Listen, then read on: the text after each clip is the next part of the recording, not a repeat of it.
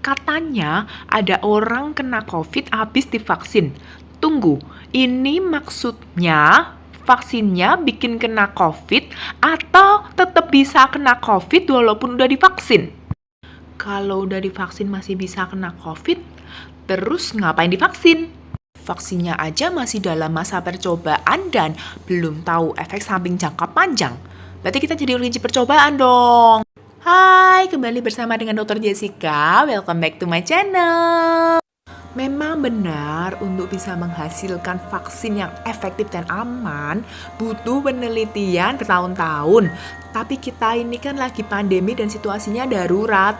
Kalau vaksinnya nunggu puluhan tahun dulu diteliti baru disebarkan, ya udah keburu herd immunity dan banyak jatuh korban jiwa dong. What do you expect dari penemuan vaksin yang kilat ini? Mana ada vaksinnya bisa memberikan jaminan perlindungan 100%? At least menurut banyak studi, dia cukup memberikan proteksi 70%. Dan terutama terbukti mencegah kita kena COVID gejala berat. Jadi amit-amit nih, kalau misalnya tertular, palingnya cuma gejala ringan atau malah nggak bergejala. Tunggu, kita kan masih muda, wajar lah kalau cuma gejala ringan, kan imun kita kuat. Jadi nggak perlu vaksin. Jangan salah, akhir-akhir ini COVID-nya sudah bermutasi dan justru menyerang orang-orang dewasa muda. Banyak loh yang meninggal usianya 40-an, 30-an, 20-an.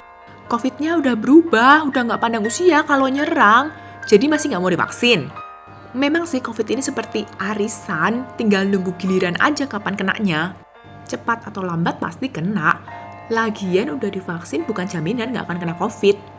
Tapi vaksin ini cukup melindungi kita dari gejala berat. Jadi kalau habis divaksin kena COVID ya wajar aja. Kalau lingkungan kita memang pada nggak taat prokes, pada banyak yang kena COVID, pola hidupnya itu nggak sehat. Kita sering abai dengan prokes, suka jalan-jalan keluar, ngobrol tanpa masker, nongki-nongki di luar. Ya gimana COVID-nya nggak seneng coba. Masalah vaksin bisa bikin kena COVID atau enggak, aku udah pernah bahas di videoku yang sebelumnya. Di situ aku bahas bahwa vaksin itu bukan memasukkan virus COVID ke dalam tubuh, tapi cuma bagian yang menyerupai virus yang bisa memicu sistem imun kita. Lagian antibodi yang dihasilkan ini nggak selamanya ada dalam darah. Kadar antibodi juga ada waktu paruhnya. Ada waktunya dia akan turun, jadi vaksin ini nggak bertahan selamanya, nggak bisa cuma sekali 2 kali aja. Berarti mending terpapar COVID terus dong, biar kadar antibodinya tetap tinggi dalam darah. Silahkan aja ya kalau mau coba, tapi aku nggak rekomen ya karena taruhannya nyawa. Kalau pas imun kita bagus sih ya oke. Tapi kalau pas imunnya lagi ngedrop, tahu sendiri ya jadinya gimana. Kita kan nggak tahu kapan kita akan ketularan COVID. Penyebab lain yang menurunkan efektivitas vaksin ini adalah varian COVID yang semakin banyak.